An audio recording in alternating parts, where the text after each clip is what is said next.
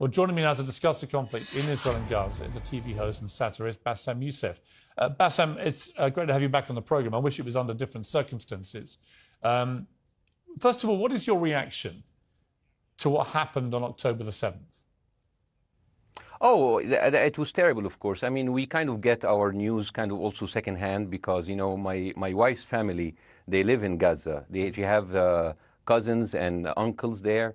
And their house also was bombed. We haven't been able to communicate with them for the past 3 days. Communication are lost. So we don't know actually what is the how are they doing. But you know, we're used to that. I mean, it's just like it's very repetitive. We're used to that. We're used to them being bombed every time and moving from one place to the other. You know, it's just like those Palestinians. They're very dramatic. Israel killing us. But they never die. I mean, they always come back. You know, they're very difficult to kill, very difficult people to kill. I know because I'm married to one. I tried many times, couldn't kill her. I mean, there's a dark humour there, and I understand why. Because no, it's not dark humour. I try to get to her every time, but she uses our kids as human shields. I can never take her out. Again, I understand the humour, but to be serious, Bاسم, about this.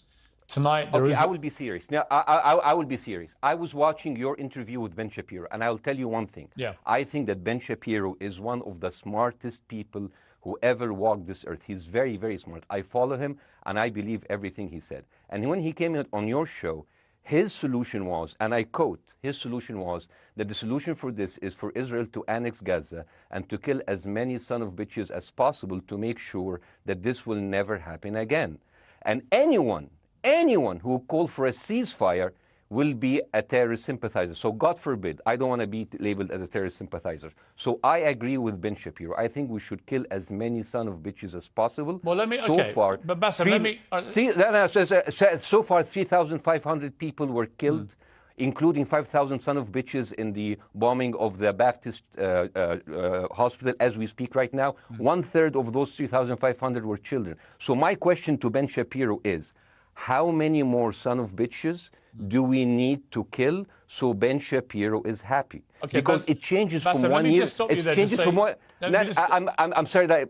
Listen, I'm really at a disadvantage here. I'm looking at a camera. I don't see you. I can hear you on my ear. The reason I'm interrupting is I think you're conflating different interviews with Ben Shapiro. He didn't use the phrase "sons of bitches" with me. Let me play to you what he actually said on my show. He did. Go back to your interview. No, he didn't. That was another interview. But let me play what he said to me here. Well, frankly, I don't believe in proportionate response to terrorism. I believe that the way that you stop terrorism is with wildly disproportionate response. That doesn't mean in terms of targeting civilians. It means in terms of killing as many terrorists as humanly possible and allowing them to dictate the terms of engagement by hiding behind civilians in areas that they are supposedly responsible for means that the only option for Israel is to surrender to Hamas's hatred of its own citizens, its willingness to use its own children as human shields. No country worth its salt could ever do that. Now, that is substantively different to what you said he said, right? He's talking there but specifically about Hamas terrorists. I agree with him. The thing is, the question is, what is a proportionate response? Because it has been different from one tier to another. So if you look to this graph, for example, this is the death of Israeli and Palestinians, and it's changing from 1 year to year. It's like fluctuating like crypto. So my question is today, what is the going rate today for human lives? I mean, 2014 was a great year for Ben Shapiro. 88 Israelis were died, and there was 2,329 Palestinians killed on the other side. That is one Israeli for 27 Palestinians. That is a very good exchange rate. What I'm saying is, what is the exchange rate for today? So you guys will be happy. That's my question. Well, it's not me. It's not me, guys. I'm not on either side. No, not you. Like when I say you guys, I say like people on the other side of that. I know that you don't think like that, Pierre. You're one of the good guys. But let me tell you something. I mean, the reason that I'm using this is that, I mean, I can't remember what happened in 2014, and there was no music festival, but there must be something. I mean, they must do something. It is their fault. It has to be something. I mean, in 2018, 300 Palestinians died. Who's counting, you know? So the thing is, what my question is, let's find what is the exchange rate for human life today so we expect the future death of Palestinians and will be happy to it. My response to that would be this, Bاسم. I've thought carefully about this because I think it's very tricky for people like me to immerse ourselves into a conflict where we're not directly involved. And I thought carefully about what I feel about this. I feel that the scale of what Hamas did on October the 7th supersedes anything else I've seen in this conflict, really ever. The savagery, the butchery, the slaughter of 1,300 people, the shooting of babies, the 100%. kidnapping of grandmothers, and so on. So if we can agree on that, which I think is inarguable, then the question then becomes, again, about proportion. I don't disagree that there's been a lot of bad stuff on both sides going back historically for decades. But if we agree that this was on a different level altogether, quite deliberately by Hamas, designed to provoke... No, here's my question. Let me ask you a question. And the question, because you raised it earlier about proportion. I honestly don't know what the proportionate response is. I honestly don't. I don't. I've been watching the airstrikes this week thinking... So what's your question? Well, I would ask you, if you were Israel, what would you... If I was Israel? If you were Israel and that had happened to you, what would you think would be the appropriate way for the country to respond? I would do exactly like Israel did, kill as many people as possible, since the world is letting me do it. I mean, I can do it because I can, you know. But the thing is, you know what? I agree with you. And you know what? I'm going to be even ahead of you, because I see the question coming. Do you condemn Hamas for the atrocity? Yes, I condemn Hamas. I condemn Hamas. Hamas is the source of all evil. They're a reason for everything. And you know what? Let's, for a minute, imagine a world without Hamas. Right. What will this word look like? Let's give this word a name, and let's name this word the West Bank. Hamas has absolutely no control in the West Bank, and since the beginning of this year, only through August, 37 Palestinian kids were killed. No music festival, no paragliding, no Hamas. Since the occupation of the West Bank, 7,000 Palestinians were killed. No music festival, no paragliding, no Hamas. I can go on and on and on and on. No, but you don't need to, because in a way you're preaching to the choir. I've followed this crisis. Oh no, you're not preaching. So the thing is, like, in the sense that I know that what you're saying has validity. Of course, Piers. By the way, Piers. I am at a disadvantage here. I can hear you. I cannot see you. I am in a claustrophobic room, and so please cut me some slack and don't interrupt me and interrupt my points. Sure. So, because this has to be fair. Understand. Because if you want to only hear your opinion, I can just condemn Hamas and go home. I can do that. So, do you want to do that, or do you have a much more nuanced conversation? No, I absolutely want to have a nuanced conversation. I wasn't aware I was interrupting you. I thought I was letting you speak. Amazing. So I would say I really applaud Israel for doing one thing that no military force in the world does. Because I heard Ben Shapiro and I heard Ron DeSantis, and they said Israel is the only military force in the world that warns civilians before bombing them. I mean, how fucking cute. That is so nice of them. Because with this logic, if Russian troops started warning Ukrainians before bombing their houses, we're cool with Putin, right? I mean, okay, Habibi, you have warned them, go invade. It's fine. You have done your job. I mean, the thing is, and I understand, and I also heard Ben Shapiro talking about Human Shield. So you remember my wife's family, they live in Gaza. So I asked them, I told them, when Israel give you the nice warning, the cute warning, does Hamas force you to stay in your home so you can be bombed and use as Human Shield? You know what, Hassan here, my wife's cousin, he's a loser, you know. He told me, you know, when I asked him, does that happen? He told me, no. The lying son of a bitch lied to me. I told him, you don't understand. Ben Shapiro and Ron DeSantis keep saying that Israel warns you and Hamas asks you to stay put. So I told you, he's a loser. He never kept a job. He even failed in all of the interviews to become like a human shield. I would believe Ben Shapiro. Let me ask you this, Bassam. So let's go with that. No. Let me ask you At some point, I must be able to ask you questions. It's not a monologue for you, Bassam. If we agree that for the 14,000 casualties, I mean, who's counting, are Human Shield, does that mean that every single one of those civilians was standing, obscuring a military target behind them? Because that's a lot of weapons. I mean, Hamas is packing. No, of course it doesn't.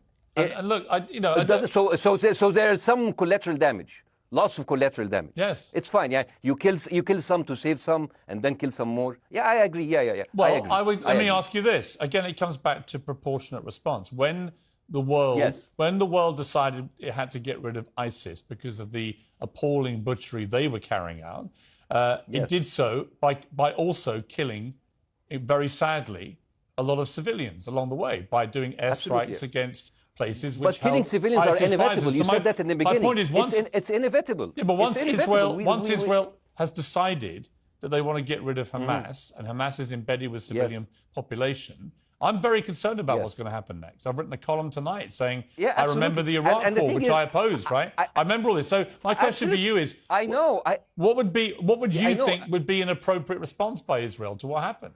Well, these are years of disproportionate responses of Israel. Right. Did it solve the solution? Did it solve the problem? Did it work before, so it will work? What will be the surprise this time? What will be the twist that will make this work this time? What will be different this time? Seriously, I mean, like, this is only the last 15 years. I mean, because it's too many papers. I just got this. But how will this be different? And the thing is, I am so glad in the introduction that you mentioned the Iraq War. I applaud you, Piers, for saying that, because you were honest about it.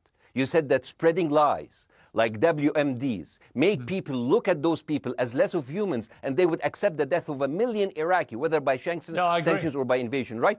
You are a good man. This is amazing. And you know what is similar?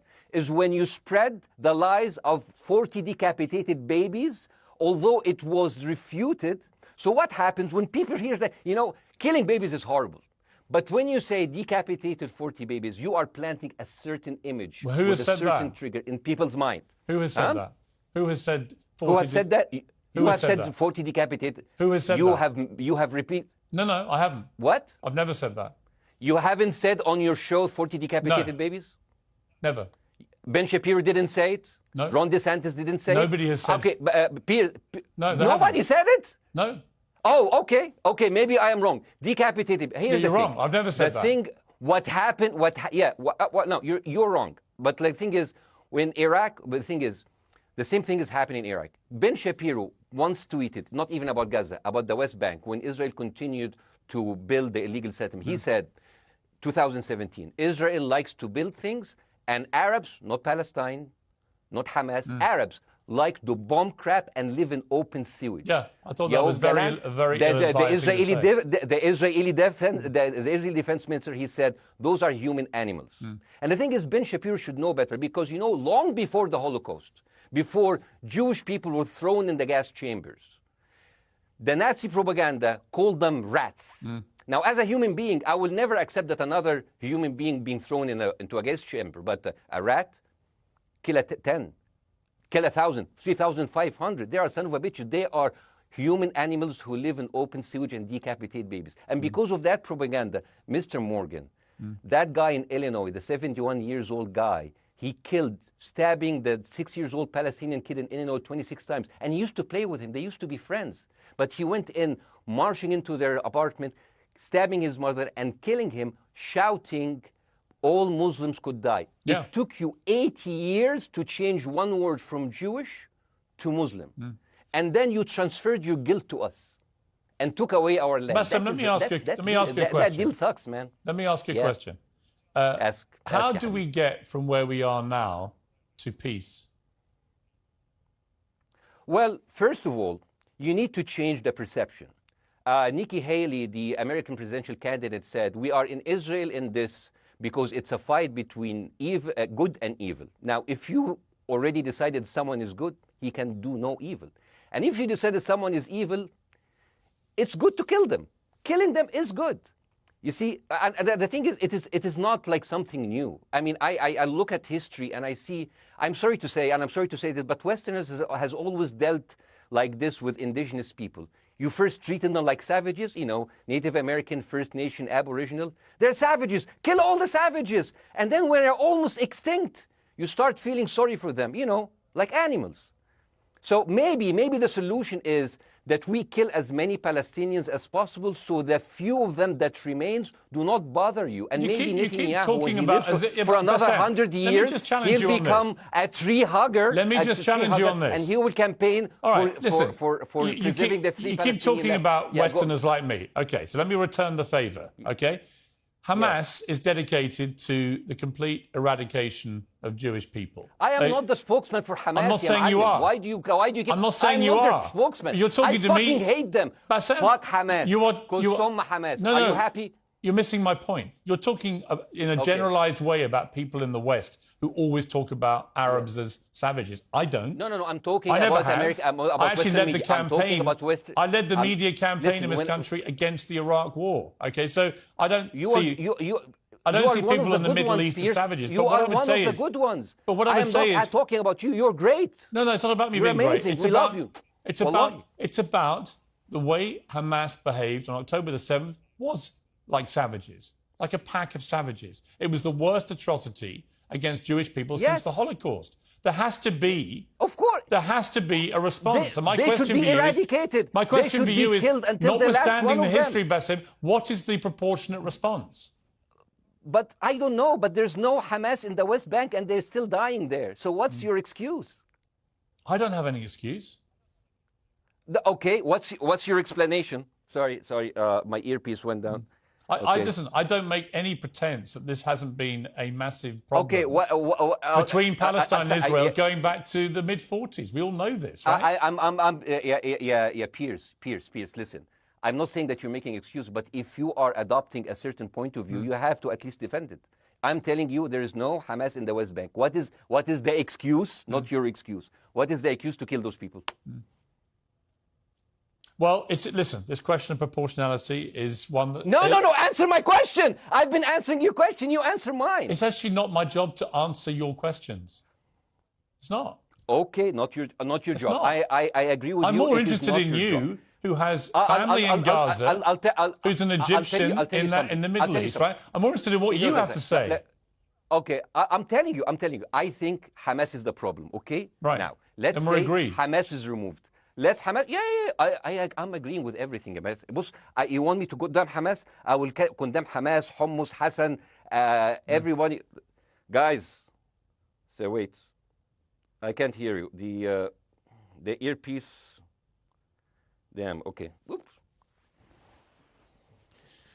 Okay. Yeah. Okay.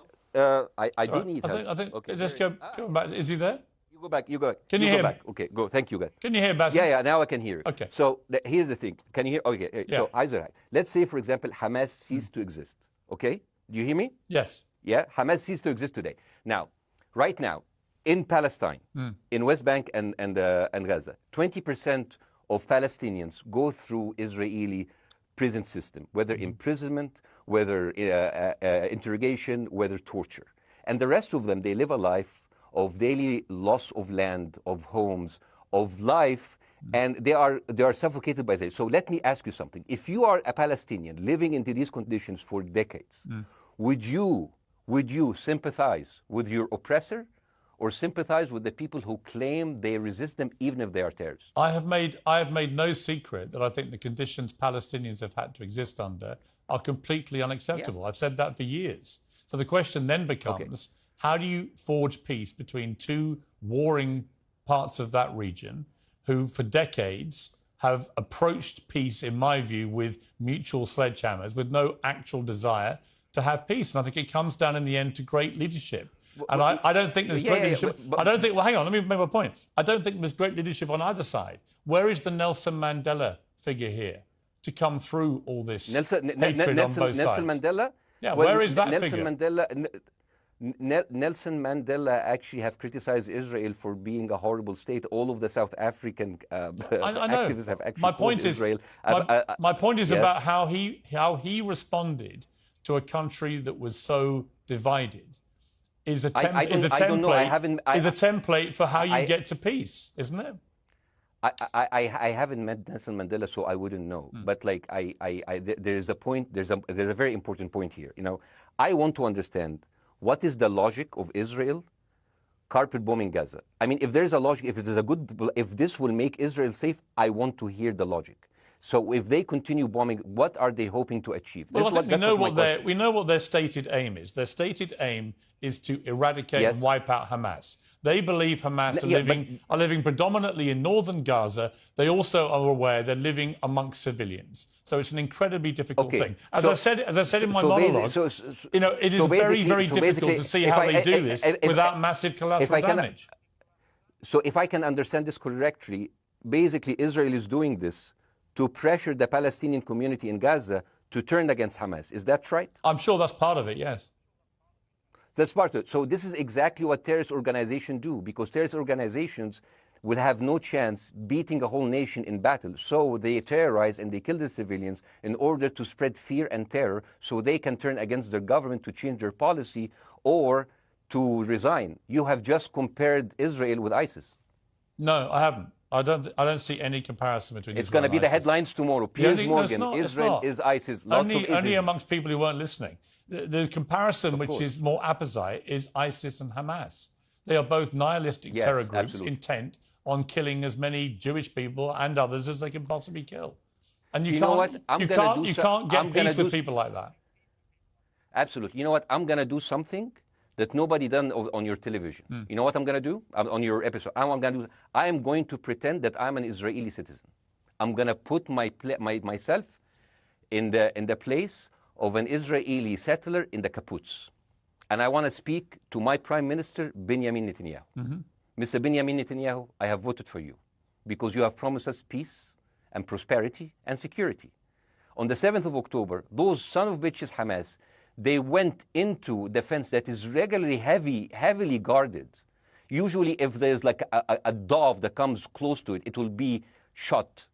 Those people went in and they went for 6 hours before IDF forces was deployed, killing our friends, our families, kidnapping our grandmothers and babies, and went in. I want to ask you, Mr. Prime Minister, after you have fractured the Israeli community and you have fucked our courts, our Supreme Courts, what are you doing with the money being given to you, to the United States? Also, you are carpet bombing Gaza with absolutely no regard to our hostages, our people. I heard a rumor in the kibbutz that you're doing that you let that happen as an excuse to carpet bomb Gaza, so you push them into Sinai. And I didn't believe it. It's like, not my prime minister. He can never do that. And then I watched an interview for Danny Ayalon. He was your chief advisor. He was also the Israeli ambassador to the United States. And you know what he said, Mr. Prime Minister? He said that the solution for those Palestinians is to go into a vast land of Sinai and live into tent cities temporarily, temporarily, wink wink, until we build Gaza again, and then we invite you back. يعني عبت احنا بقى. يعني فاهمني؟ We've seen this movie before. So يعني, and when I saw this, I couldn't explain to my fellows in the kibbutz, how come our Israeli government is trading human lives for another piece of land? So as an Israeli citizen, I need to hold my Israeli government accountable. And as an American citizen, I want to know all of these money that we are giving to Israel. We're giving them $4 billion every year. Joe Biden said it's the best investment America ever done. Well, if I am in the place of Joe Biden, I would say, sorry, don't speak. I would say, if I was Joe Biden, I would go down and whisper in the ears of Netanyahu and tell them, I hate bad investments. They haunt me, like Littlefinger in Game of Thrones. But the thing is, this is the problem. Israel always victimizes itself, and I have never seen a victim putting their oppressor under siege and bombing them 24/7.